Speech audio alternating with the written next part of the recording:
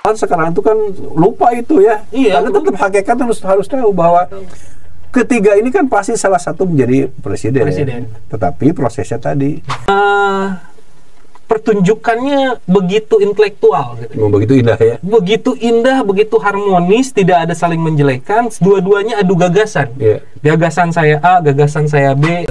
Sikap itulah yang harus kita pertontonkan. Betul. Jangan kemudian yang lebih senior membawa kita bawa ke arah gaya kita. Wah, itu. Gitu ya.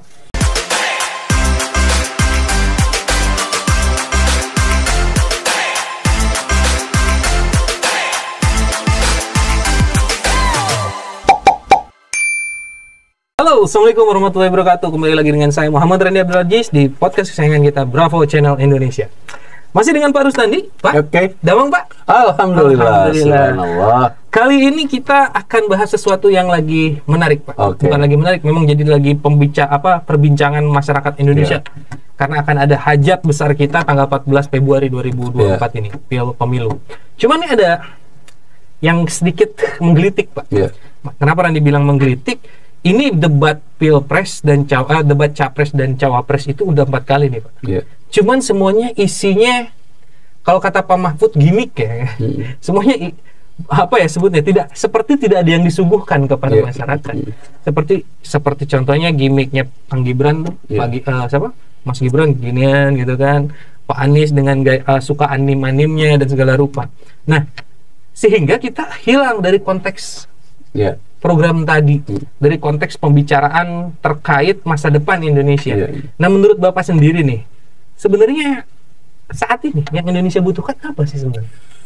Ya kan, kalau saya melihatnya ya, kan intelektual pusat sudah ngomong lah. Luar biasa ya. Luar biasa. Emang ngomongan orang desa kayaknya. Iya. Benar. Omongan orang desa, justru kalau kita sih prihatin. Sebagai orang yang paling bawah di desa yang nanti akan dilayani, itu kan prihatin. Karena apa yang dipertontonkan itu kan lebih kepada, mohon maaf nih, lebih kepada ego atau keyakinan yang bersangkutan yang terbaik. Betul. Seolah-olah tidak ada penghargaan kepada pihak lawannya gitu kan. Kalau saya sih sebenarnya yang diharapkan adalah, yang pertama tentu kita harus memberikan penghargaan dulu kepada lawan politik kita, lawan calon kita. Misalkan Pak Prabowo dengan apa prestasinya harus kita hargai dulu. Betul. Pak Ganjar apa prestasi dan sebagainya, Pak Anies apa prestasinya, dan yang lainnya. Pak Mahfud sebagai pendekar hukum dalam tanda kutip banyak jasanya. Saya berharap sebetulnya ada sebuah penghargaan dari para calon kepada calon yang lain. Nah, dari situ baru kita melihat apa yang disampaikan visi misi itu kan sudah dipaparkan oleh masing itu. Justru para kandidat itu harusnya memperdalam visi misinya kandidat yang lain. Iya, betul. Nah, jadi saya juga menyayangkan kenapa ada pertanyaan misalkan di luar konteks itu. Gitu kan, di luar konteks itu. Katakanlah calon satu paparannya begini, kan sudah semua juga tahu. Betul. Justru si calon yang lain mendalami itu dan mempertanyakan visi mereka itu apa. Nah, baru kan respon. Menurut kami begini nih, kan tidak begitu ya kemarin. Betul, nggak kayak gitu. Jadi hanya tema disampaikan, lalu ada semacam pertanyaan, bahkan lalu saling dijawab, serang kan? Gitu, bahkan saling serang sebagainya. Jadi buat saya adalah memang itu tontonan yang bisa menarik bagi para pihak, bikin tapi viral, bisa juga menjatuhkan para pihak. Iya. Jadi yang paling menjadikan adalah ketika kita menjelekkan masing-masing. Sedih loh, karena kan sebagai umat itu harusnya kita memberikan daya dukung positif kan siapapun, karena katakanlah apapun adanya itu adalah calon yang terbaik dengan proses apapun, putra-putra terbaik Indonesia. Baiklah apapun prosesnya kan, ketika dia sudah ditetapkan sebagai bakal calon gitu, atau sebagai calon, maka itulah kondisi yang terbaik dari yang ada. Yang ada, betul. Apakah kualitasnya kita nggak tahu. Yang penting makamah ketika sudah diusungkan itu terbaik. Gitu, terbaik, kan? betul. Itu yang bagi saya, bagi orang yang di level bawah, kok begini gitu kan. Ya harus tadi ya, jadi saling menghargai dan sebagainya. Itu. Cuman Pak, kalau dilihat ya Pak, kalau kita lihat dulu tahun berapa ya, waktu zamannya Pak SBY JK lawan Bu Mega ya. Bu Mega sama Pak Prabowo juga kalau nggak salah saat itu. pertunjukannya begitu intelektual gitu. Begitu indah ya. Begitu indah, begitu harmonis, tidak ada saling menjelekan, dua-duanya adu gagasan. Gagasan saya A, gagasan saya B, dan mereka menunjukkan kualitas-kualitas terbaik dari intelektual mereka. Cuman kalau yang sekarang unik, sangat unik gitu Pak. Bagaimana yang dimanfaatkan itu adalah intelektual generasi Z, intelektual generasi milenial, yang seharusnya para calon-calon nih memberikan intelektual mereka ke para generasi baru, maka balikin intelektual generasi baru ditiru sama mereka. Ya itulah, jadi sebenarnya gini kan, itu udah masa-masa kekinian, masa lalu, dan masa depan. Nah, masa lalu dan hari ini kan adalah generasi yang katakanlah kita lah.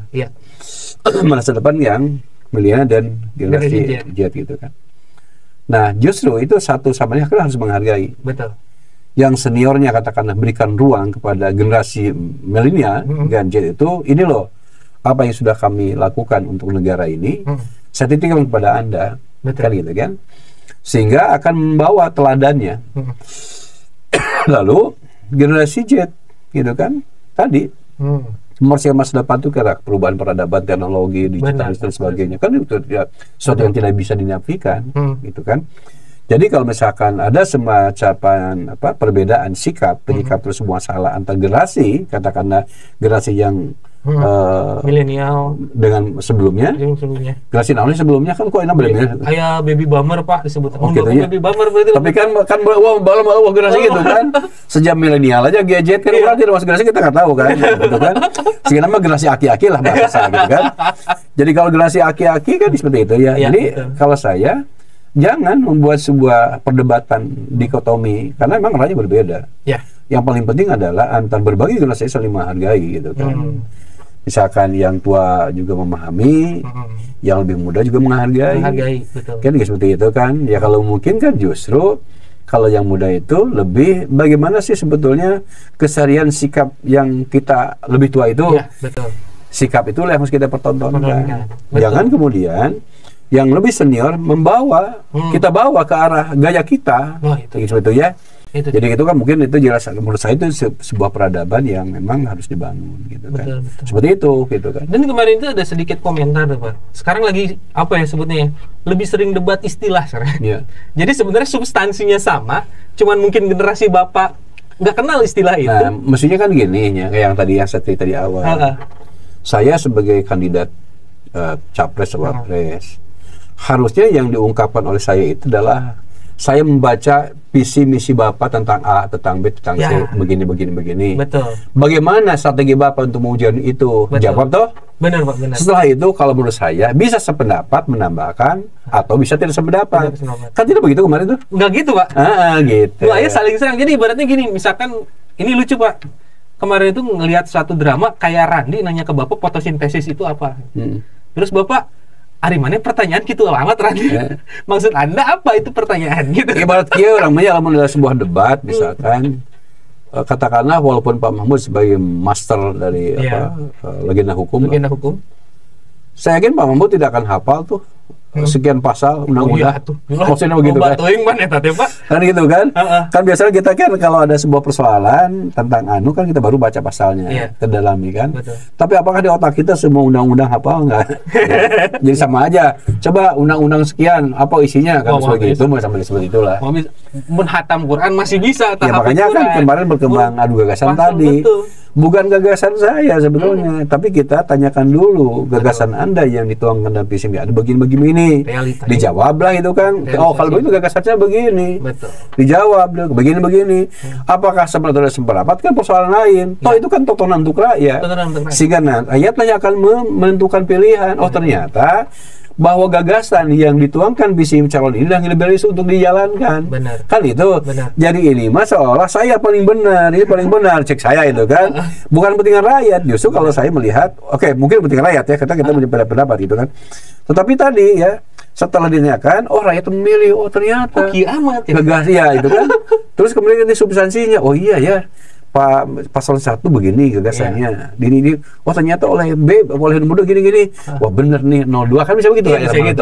Benar. Hari ini bukan yang tersisa itu adalah tadi hal-hal disorot negatifnya. Jadi tendensinya jadi naik ya, Pak? Di YouTube itu kebanyakan sebagian besar itu bukan yang positif yang dikembangkan oleh lawan-lawannya. Yang negatif. Yang negatif. Makanya lucunya itu, Pak. Jadi ibaratnya rindu sama debat Pilpres zamannya Pak SBY.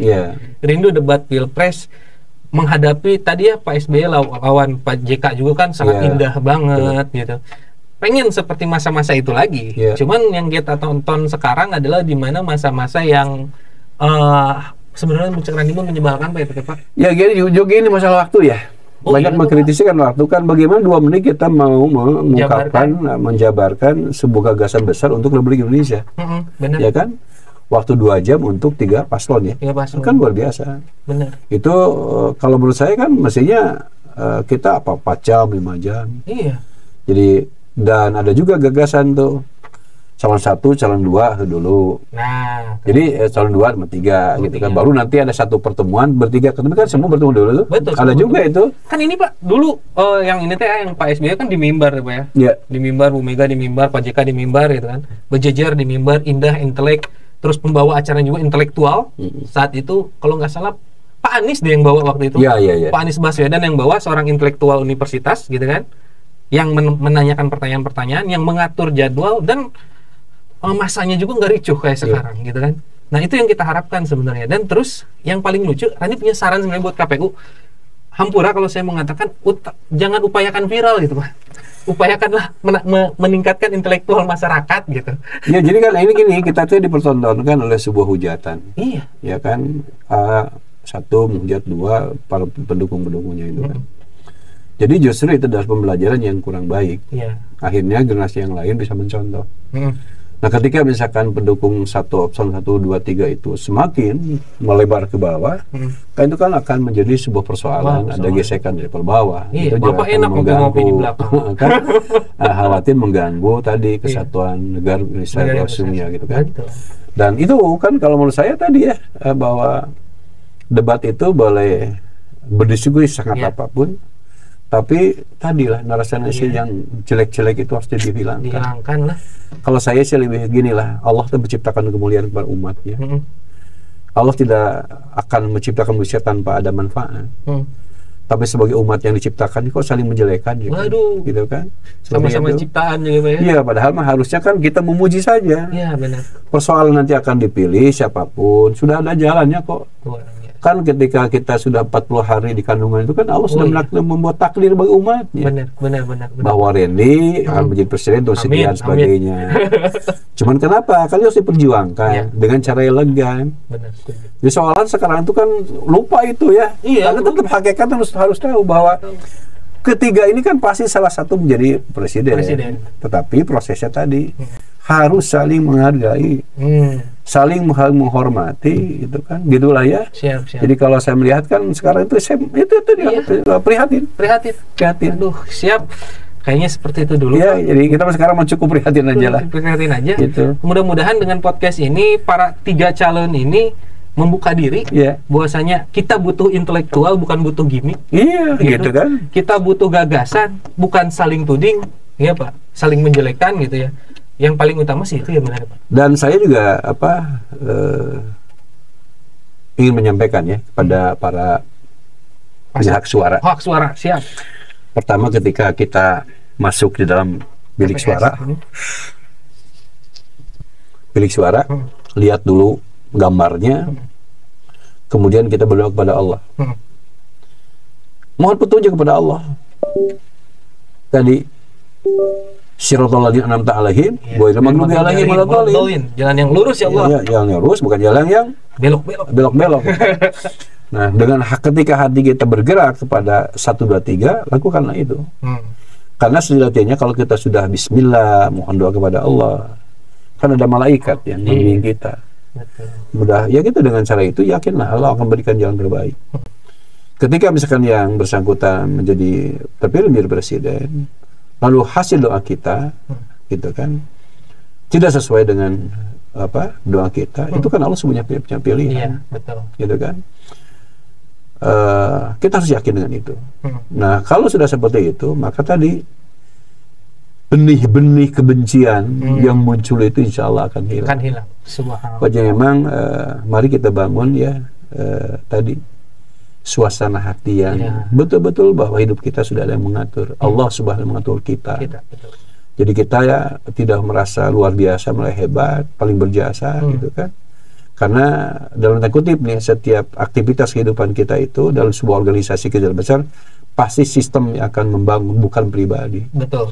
Sekuat apapun kita, tanpa dukungan yang lain gitu kan, tanpa ada intervensi yang lain tidak akan terjadi. Tak jadi apa-apa gitu. Sekuat apapun kita gitu kan. Makanya kita harus betul-betul bahwa ketika diberi suara, kita berdoa pada Allah, berikan petunjuk yang terbaik yang akan membawa Indonesia lebih baik ke depan, yang akan bersihkan rakyatnya tanpa basa-basi, lahir batin. Lakukan pencoblosan. Itu mudah-mudahan. Amin. Luar biasa, atur nuhun Pak. Subhanallah. Diskusinya sadulu salembur. Kita udahin dulu sebentar. Nanti next dengan konten berikutnya Pak ya. Oke. Saya dan narasumber pamit. Mangga. Assalamualaikum warahmatullahi wabarakatuh. Waalaikumsalam warahmatullahi wabarakatuh. BCI selalu di hati kita.